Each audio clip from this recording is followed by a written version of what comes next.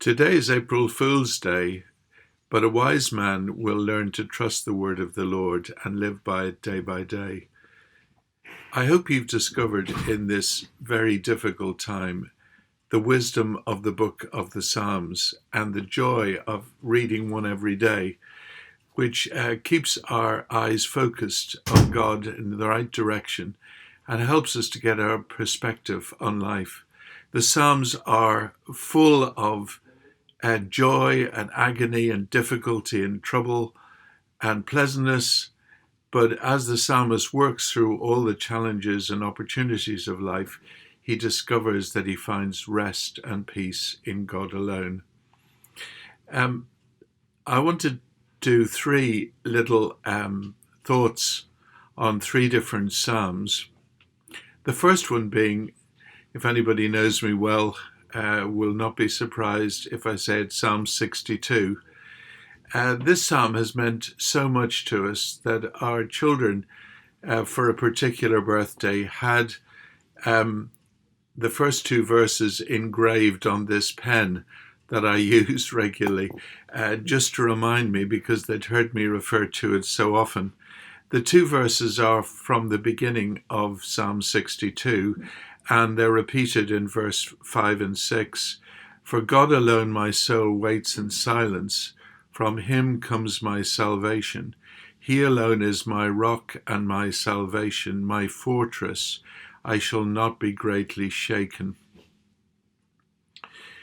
I remember Robert and Barbara Bashford telling us about how when they'd been on a no-call holiday, how they'd found themselves in the middle of an earthquake. I've never had that experience, and I hope you haven't had either. It's a very frightening thing. You don't know really where to go or where to turn.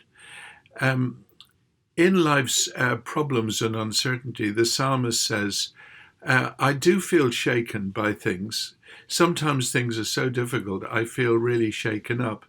But as he looks to God to be the rock on which he builds his life, the one who alone can bring him salvation, and particularly in this psalm, the one who is his fortress, the one to whom he can run to in times of trouble, he finds that he may be shaken, but he's not greatly shaken. And as he thinks through God's faithfulness to him, as the psalm progresses, as often in the Psalms, his confidence in God gets even greater. From the I will not be greatly shaken in verse 2, he says in verse 6, shall not be shaken. I'll not be shaken at all. I won't let things that could disturb me because my confidence is in God.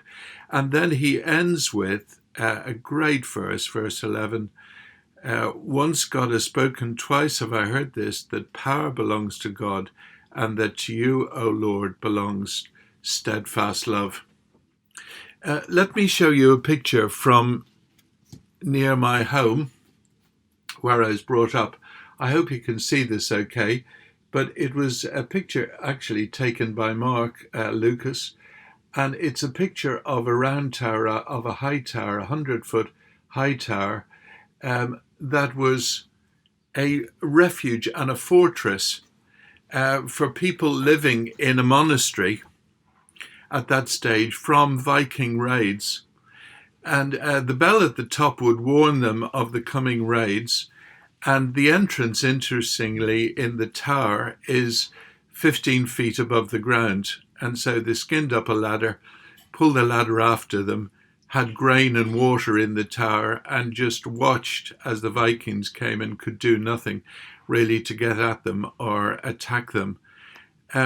The tower was a fortress, a safe place for them to go.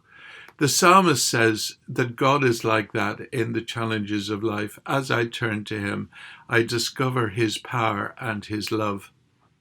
My daughter Jessica, for a Christmas present, as I'm on what my kids have done over the years, gave me this verse, which is from a different psalm. It's from Psalm 90, verse 14, but it's a great verse. It says, satisfy us in the morning with your unfailing love, that we may sing for joy and be glad always. God promises his unfailing love to us. We can trust him and rely upon him. His covenant commitment to those who have turned to him is absolute. He will not fail us. And as we trust him and run to him in the days of trouble, we will find him to be a refuge and a strength to us. And we'll find ourselves not only not greatly shaken, but actually, please God, not shaken at all.